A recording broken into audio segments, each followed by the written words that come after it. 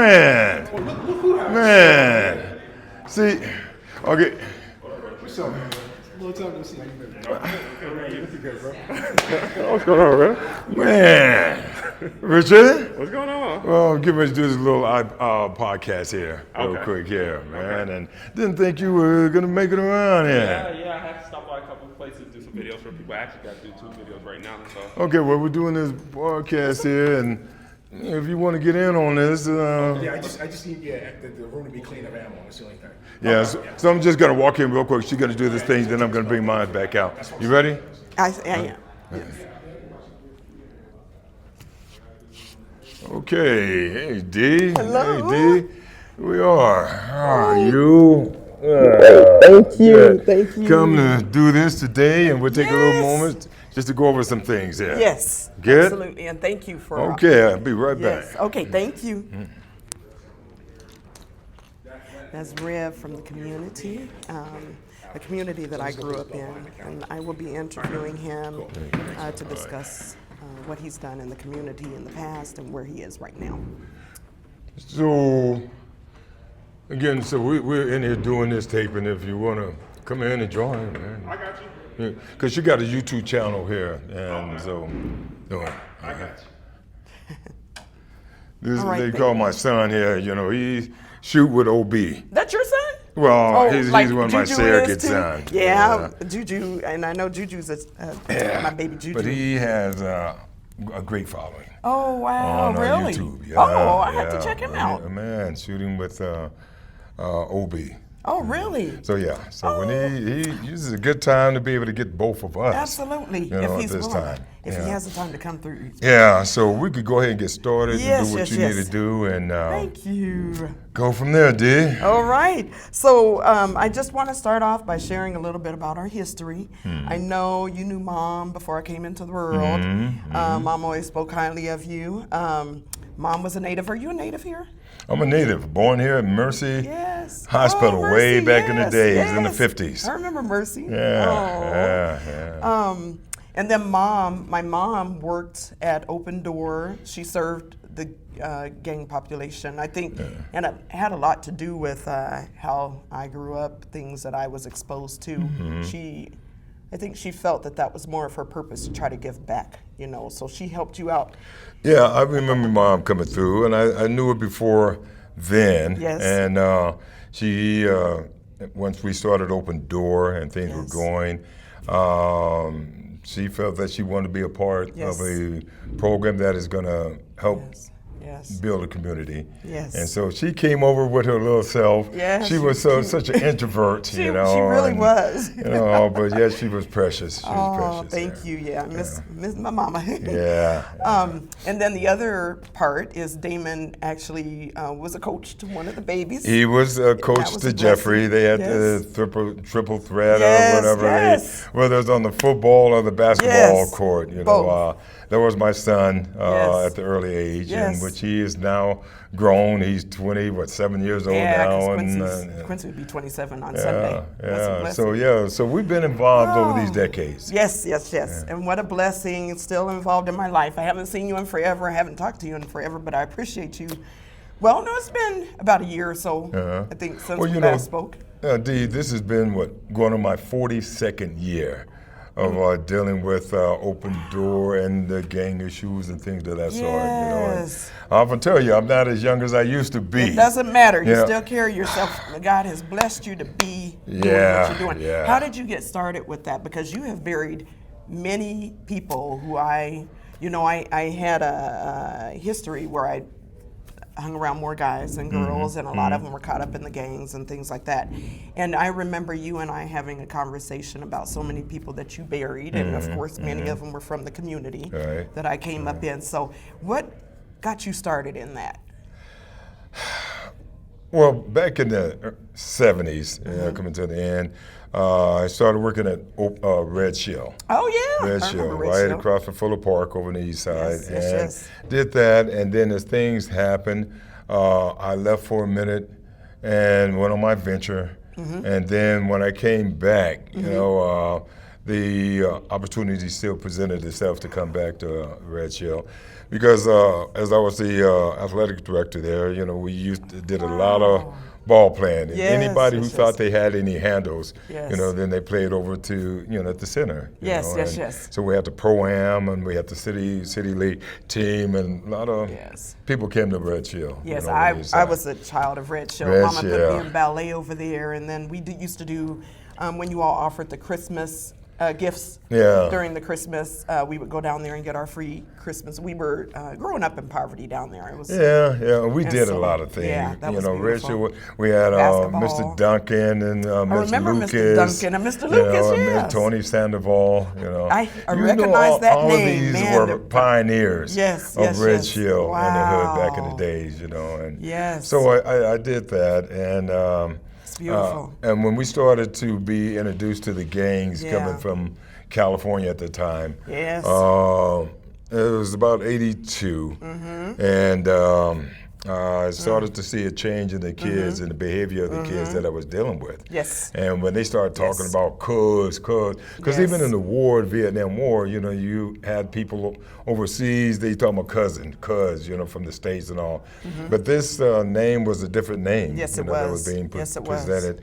And they were talking about cuz and blood. Yes. And I said, what is this? And Yes. then when I started to see the change of mindset, I knew that it Yes. was something that was going to be needed to something to be looked into. It grew and- fast. I remember when I was younger, before it blew up, it was the BOYZs, and then we had the Playgirls. And I remember at the school I was at, a few of us, a handful of girls, we were forming like a little girls gang that was part of, it was kind of like the BOYZs. And then a couple of them got locked up, and things changed, and it just kind of fell apart before it even manifested truly, or formed. And thank God for that. But then, so many of the ones that were originally claiming the BOYZs turned into the Crips, and then Well, further Bloods. up.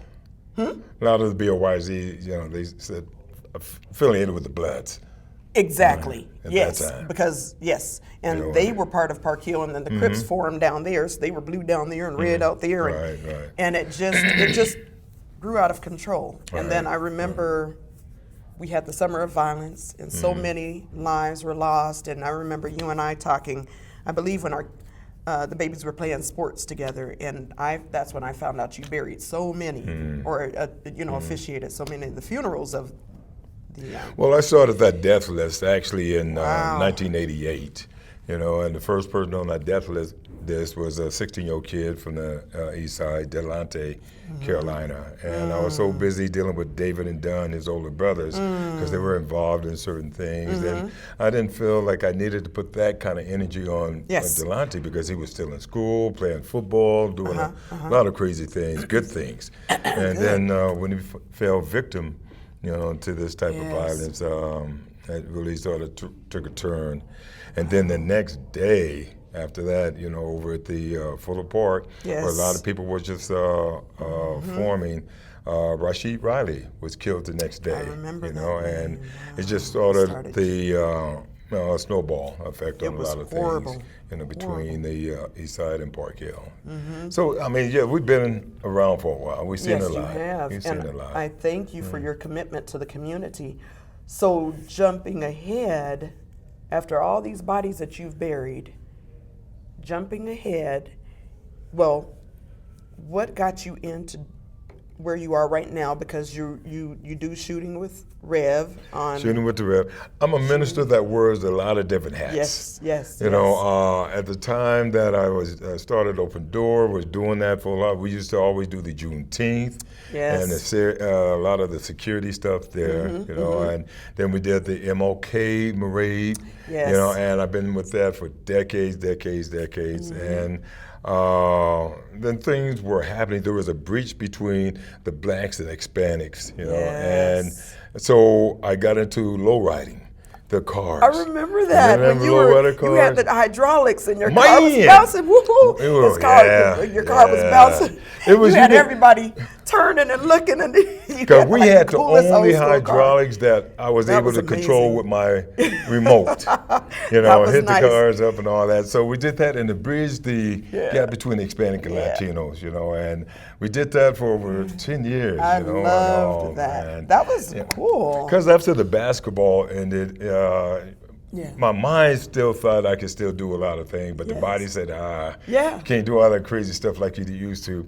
So my thought was to what can be used to get the kids and the people in that certain communities together. Absolutely. And so then that's when I started dealing with the lowrider cars and all that to try to be a model to some of the kids even on the Yes. east side. Yes. You know, that these are things that they could Absolutely. do Yes. as well. So we did that. And Did it work? it You feel like did. it We did that Okay. for over The 10 bridge. years. Good, good, 10 good. years. Excellent. And my relationship with some of the Hispanic Latinos, Yes. you know, we went all over the place, you know, Oh, that's the Springs to wonderful. Pueblo to Trinidad to Greeley. That's cool. And when they saw Rev coming, you know, Yes. because the That's buckets we had was beautiful. something that was different. But yet we Wow, used yeah. that as a magnet, Yeah. you know, to attract certain kids to it. Yeah. And so we did that for a season. And even so right now, I prayed about it and I said, God, which way am I to go? And one of the things in the fact of shooting, now I'm a minister, a preacher that loves to shoot. You know, Okay. You look at my TikTok channel, you know, And what is your TikTok under? shooting with the Rev. Shooting with the Shooting Rev with the is his Rev. TikTok. Yeah, you get look at that, and people look. Cause we're not just regular shooters, you know. Right. I'm a preacher that love to shoot, And that's And I'm okay. always telling people if they are thinking about possessing a sidearm, they need to be educated. Absolutely. They need to understand why. You know, Yes. they even want to have access to this type Yes. of a unit. It is not a toy. Right. It is something that they need to understand what to do, why to do, and when to do. Amen. You know. I think I heard a podcast and it gave me clarity about why you got into it, and it made so much sense because it, you know, I had my trauma. I told you about how, you know, the incident that occurred when I was a teenager back in the day, and actually wanted nothing to do with guns. Absolutely, like it was It's not just- for everybody. It isn't for everybody, but when you hear the story behind it, it makes so much sense. Where you have people going out just gun happy, but when you're working with them and you're teaching them how to be responsible, you know, with handling guns, and maybe just even coming just to kind of shoot around. You know, it all makes so much sense, and even I've gotten interested. I'm you know, I have a few girlfriends where, you know, they're like, wow, why not? You know, let's, you know, and it doesn't mean you're going to go out to the street and shoot anybody. You Right. just, There's you know. a lot of people that have phobias about guns. Yes, you I know, did for yeah. years. I did for years. And you know, fear is just the fact of not knowing. Absolutely. You know, and if one is thinking about it, I would rather them come into a environment that is controlled, that is safe, Absolutely. that they could get the knowledge behind Yes, it. I've yes. had people in the age of 80 plus and Yes. still taking my classes and shooting with me. And once Yes, they got that's great. comfortable with it, some with arthritic hands and things like that, Wow, how that's to deal with nice. that, you know, Yes, and that's and nice. to get you and your girl over, you know. to Yeah, be able to, girls, because it's you know, about probably, well, my three best friends were, it tripped me out that they were interested, you know, Oh, because I was telling them, Well, we're living in a society now, Dee, that is a lot different than when you Yes. were a kid growing up. Yes. And we know that Yeah. guns has always been around. Yes, you they know, have. and many of these kids who have access to guns, they don't take the time to really practice, learn what, you know, the purpose of Right, it. They absolutely. get it and go and feel that this is the way of them powerful. dealing with their issues. Yes, You know, drive-by Yeah. shootings, and as I look at those on my death list, Yes. a number of them are innocent. They weren't the targets Yes. that was intended. Yeah. You know, but yet unfortunately they fell victim to gun violence. You know. Right, and that's probably so much of where my trauma came from is my own personal experience at 13, and then following that, all of the deaths, you know, that occurred in '93. So many of them died from gun violence. Yeah, And summer it's just violence. like guns are 93. bad, but Yeah. you know, then there's You know, the thing is, they said, me being a minister, they said, why does a minister shoot so much? So many guns? You know, because my thing is, if I could educate people about it, you know, then I'm serving a purpose. Yes. They said, why you shoot so much? Why don't you just pray for them? Man, I am a minister. I pray, and I believe in prayer 200+%. Yes, but I pray that you go on about your business. I pray that you leave these people alone. Yes. I pray that you come back in with your senses. I rebuke the enemy, the devil that may be not possessing you, but not possessing you, but maybe being obsessed. I rebuke him. Yes. But man, I'll tell you, if you choose not to deal with Then any of that, absolutely. then I will Nobody. go on about my business. But if you pursue and all that, I'm Because trained. nobody's putting a gun to anybody's head. I'm trained to do what I got to do. I feel like I'm a shepherd to protect my flock. Well, and I feel that it brings comfort to the community. Because, you know, so many, you're right, people that are being reared by the Bible and things like that, they probably see that as super bad. But right now, the times that we're living in, they have security in church. And I guarantee you, they have ushers that are strapped because they're there to protect. True. And so it's because the enemies just don't stop outside the church door. No, they don't. You know, we have plenty of stories of what goes on in that church. The attacks on the church itself. Yes. You know, and my thing is, much as I've dealt with over these decades, you know, I've been in situations that have been compromised. And I've gotten to the point I said, all I ask for is to give me a fighting chance to protect myself and those around me. Absolutely. Do I feel like everybody needs to be in possession of a sidearm? No. Right. Do I believe that even some police, people with shields and badges and handcuffs should have guns? No. No. You know, I've known some people from across the board. Yes. But if you're going to possess, you need to be educated. Amen. You need to practice. You need to understand. And for me, the gun, if you're doing it for concealed carry or for self-protection, your gun should be your last resort. And that's last resort. Legit training right there. Yeah. And I've heard that from somebody else too. That's like the last thing that you reach for. And being a minister, I've gone to seminary. I've known the word. I feel like God has prepared me, you know, to do a lot of things within the ministry. Yes. And even the element of guns. You know, I'm a certified instructor. I love to teach. I love to mentor. I love to instruct. People who have questions, to be in a position to ask a question, to give them a viable information about it. The types of training that I've been through personally, you know, active shooter training. Wow. You know, how do we deal with an active shooter scenario? Yes, and that's unfortunately, great. you know, we're dealing with those things now. Yes, we are. And the average person don't understand, you know, the mindset of the active shooter and those responding to it. And I think that those who may be even watching this podcast, to understand my position, that if a person get caught up in a scenario, because back in the day we had the Crips on the Bloods on the Crips. They go into a event and things happen. And so they don't plan on the police coming in, and they running out. You know, if they run into the hands of the police, what should they do? You know, because the police are there to stop the threat. The police are there to create order and protect themselves and anybody else around. You know, and so if I need to educate the family, you know, or educate anybody who are thinking about possessing a sidearm, what do you do when the police come up? You know, don't cause yourself to be a threat. Show your hand. So these are things that I need to work on, and if it's of interest within the community, the churches, the schools, to call on me to give this kind of knowledge to kids, to people, because, you know, I've seen it so often, Dee, that there's tension between two groups.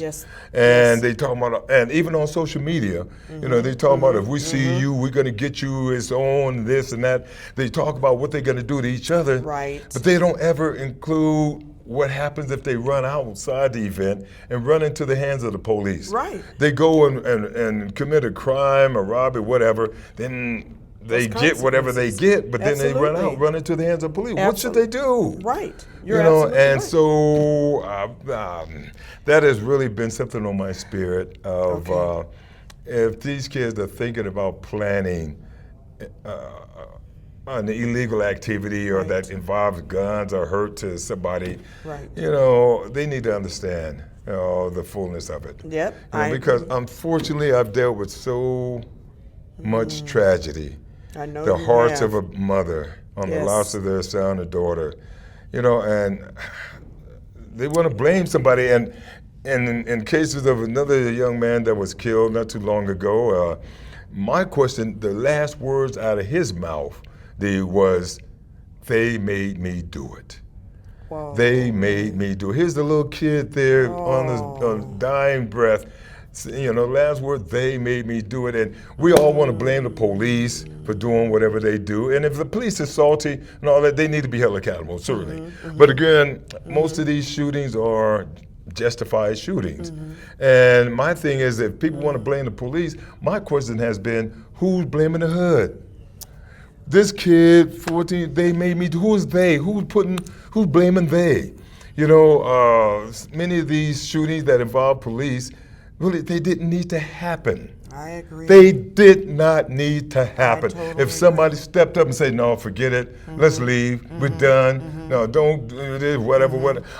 Who steps up and do that? That's so strong and powerful, your statement, because the community that I grew up in and all the violence that was going on, it was amongst one another. You know, Dee, I look at things that happen. I've seen so many people on these slabs. So many of these people stand before the judge for killing somebody that looked just like them. And so where's the anger? I was definitely not twisted about that, and I thought, where is our pride within the community for one? Where is if you know what, if I felt that when we deal with this kind of violence amongst ourselves, if these community leaders and others would be as vigilant about one group killing another group like they are about when the police kill somebody else, man, a lot of this could stop. Right. A lot of I it could hear you. stop. I you know? hear you. But And we're speaking, I have to say this, we are speaking from experience. Yeah. I've seen it with my own eyes. You've buried a lot of people, and I've been it's true criticized. You I know, know, people criticize me. They put venom on me and all of that stuff. You know, but you you have a reason for believing the way you do. And I've watched you. Yeah. I've known you Yeah. since I was in my mama's Yeah. womb. Honestly. And your mama, I remember, you know, now this is overdoing. Now, was a side of it. We had our after school program, you know, we had our summer program, we had all that. Yes. And your mom was just up there, she's all this. Yeah. But then sometimes I would just sort of get on folks because I dealt with like situation awareness, being Yes. around. And I would go, boom, you know, and she just, you know. So I try to stimulate I her. remember her telling me about that. Yeah, I've been because spooking her. yeah, she rescued me out of some crazy situations, but she knew Yeah. good and well she didn't need to be in that kind of Man, no. it doesn't surprise me. She worked for the Boys and Girls Club too, and there was some crazy stuff going on down there. But all you Yeah. said was boo. Boo, boo. You know, and Oh, there she's you go. funny. Yeah, she's cute. Her So- nerves are bad. So we could reminisce about the good times as well as the bad times, yeah. you know, and, you know, we look at the people who have come and the Yeah. people who have gone, you know, and the memories that we have is embedded in our soul, you know, and that's wherever I go to speak or I always take what I call my death list with me. And I always pull up an empty chair and I put the death list there so that they could be a constant reminder of others who have gone physically, but spiritually they still, you know, with us. So it is a constant reminder to me as to how far we've come over these 40 years. And when I say that I'm dealing with the offspring of the offspring, I know exactly you know, what you and mean. now, like I said, you had your little days back in the days I there. did, and I Yeah. worked at a detention center and ended up with the little brother of the main one that I battled with during my teen years. And that little brother was a replica of the older one. And that's what I saw, and I was like, that was scary because I felt like here I am in my 20s trying to give back to the community for a life that I was exposed to at such a young age, and then to deal with like a family member that was growing up like a, whew, that was something else. That really made me look deep, like, man, you know, so yeah, I had my days, and not certainly, I think I tried to save so many people. And I talked to you about the ones I tried to save, and the last one I tried to save ended up losing his life. And you realize that by their choices, you can't own that. It's true, and that's your key word. You just said choice. A lot of choice. this is choice. A lot of things could have been avoided. And I tell you, the time that I've been in the basement of the coroner's office, or you know, I see these kids on these slabs, and nobody else is around. Exactly. And sometimes I would go off. Exactly. That's like going to prison. Who comes to, said, I hear you. I "Man, hear you. Why didn't you listen? I try to pull you the coattail. I try to tell you. Yeah. And I just go off. You know, people know it's think that hard. you know, if you remember back in the days, I was a big fella. I was 265 Really? pounds. Oh, my I had goodness. that big old prison swole on. Oh my goodness. You know, I and, know. Yeah, I remember had Mom always talking about you. I don't. big old prison Wow. swole, you know, but yet there are those who thought that we were hard, that we didn't cry, we didn't show emotion back in the days. Yes. But there's been so many days as we were preparing a kid or person for viewing and things of that sort, and I'm seeing it before the bullet holes are plugged up, and even case in point, with my nephew. My remember firstborn nephew shot 8 times, and he's on that slab now, and I'm plugging up his hose. Oh, my I tell you, goodness. there's been things that I've had to deal with behind the scenes that people just can't even imagine. Oh, I know. You know, but yet I felt that God allowed me to go through all of that even before then, preparing me to do the work that I've been able to do for these last 40. This is my 42nd year now. And I respect you so much for everything that you do, and I don't care what other people say or think. I mean, you know, at this point, I don't either anymore. No, because you have put in the hours. I've seen you devote yourself to the community.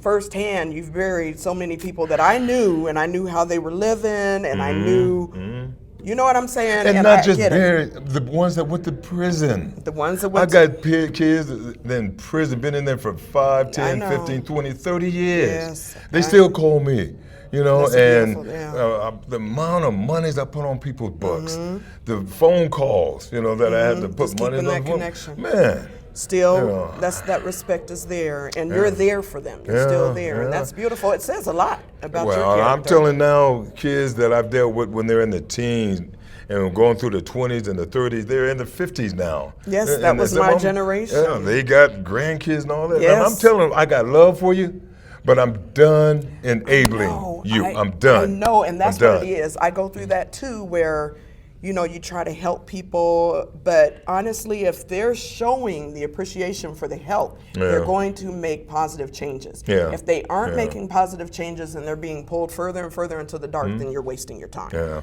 I'm wasting my time, and I acknowledge that. I love you. There's nothing I can do. I love you, but if you choose to continue to do, and That's where I thought am right about it. now. If many of these guys and girls have been a part of this for so long, if you took that away from them, who would they be? Who would they be? That's true. And That's that's very the true. mindset that a lot of That's these very older true. guys and girls have. They've been feel like it's cousin their blood for purpose. so long. If you took that around, you know, D-Dog becomes regular Daryl. You know, Yes. B-Loke would be regular Bobby. Right, You know, right. who knows them? Absolutely. You know, and so Yeah, they that's the hold struggle. on to this. It's the struggle you because know. they probably feel like nothing if they, you know, that's their character. That's who they became. Yeah. Absolutely. And I tell you, I've done so many of these funerals, Yeah. and you know, it caused my attitude to change so much. Yes. Whereas when it comes time for burial, and if they don't have any insurance, if they parents, how many parents come to me and say, "Rev, we don't have no insurance. We don't remember you have. telling Who's me going to about bury that. him? How is this going to happen?" And then when I go to the hood and say, "How much y'all got on this? Let's do it." Ain't nobody got no money. I know. But they could go buy drinks and they could buy weed and deal with all of that, but they ain't got money to put on. So over my deep. decades of dealing with this, I've dealt with so much of it to cause my attitude to drain be your the way that energy. it Absolutely. is. You know, and Absolutely. I hear you. and I so respect that. so here we are, D. Well, I so appreciate you. Tell me, with your walk and where you are right now in the community, and again, thank you. I sincerely thank you for doing what you do. How can people get in touch with you? Like right now, we're at shooting Shoot indoors. If people Shoot indoors. Yeah, in Park Hill. in Park Hill, Shoot indoors Central Park. Central Park. Yes. Yeah, Central Park, and you just Google Shoot Indoors Central Park, Mm-hmm. and this is why. Used to be an ambassador of Shoot Indoors in Aurora. Okay. And I used to be the ambassador of Shoot Indoors in Denver over on Raritan. Okay. But I'm here. You're I'm here This is now. why I'm here. New spot in Denver. You're Yeah. not with Aurora at all. No, Or, I go you through. don't It's wanna a go between? franchise. Oh, type of, that's right. You know, You it's did a say that. franchise. Gotcha. You know, but Okay. You're housed. people want to shoot with me. Yeah. They can certainly feel free to give me a call. Okay. And still open door. Is You still have open door? We still open door. Still open door. Through you know. Wyman Elementary? Yeah, we got over at the school on the east side here. Okay, You know, wow. We still got open doors still in effect. That's Number's still, beautiful. but it's the same. 303-893-4264. You know, Okay. it's still the same number. So open door. So Okay. anybody want to get with us, they can certainly Google us. Okay. You know, Okay. and they can certainly see what we're doing. All right. Google Rev and make it a point to come on down and check him out and what he's doing. And you work with everybody, right? Everybody, Just everybody. everybody. It's even when I walked in, very diverse customers that come through and a lot to learn. Yeah, a lot of gun issues have come up, I've- we've been at the Capitol, and they're trying to ban a lot of different things. And Yeah. the good people are the ones that's going to be really punished on a lot of this, you know. And the black market and the bad folks are the ones they're going to still be strapped. They still going to do what they're going to do and all this. But then if the good people can't, think of protecting themselves or whatever, what do we do? You know, you're going to end up making good people bad people. Something Wow, unfortunate. I hear you. And you're dealing with people in high office Yes. that yes. is that are really making some affecting changes. the mindset of this Yeah. nation. Wow. I hear you. That's another whole topic. Yes, it is. Yes, But right. I'm glad that you that's fine to express it. Yeah. So I thank you so much, All and I right, so Dee. appreciate you. All right, God bless you, love you. dog. God bless well, you, look forward too. to you coming over and hanging with me. Yes, You and know, it'll and, all be just learning about the safety, and there's so Yeah, many different yeah, ways to. And I tell you, when people see me and they look at my TikTok, they look. We again shoot things that people just see on YouTube, on video games and Yes. things of that sort. So Exactly. Way we That's go. the best way to say. Yeah. Okay. All Well, I right. so appreciate you, and thank you all for joining. As always, much love to you, and definitely love you. All right. Go way, God way, bless way you. back. And God bless you all too. Yeah, and God bless you too. And thank you for joining us. And until next time, we'll be back next week with somebody else. Take care. All right.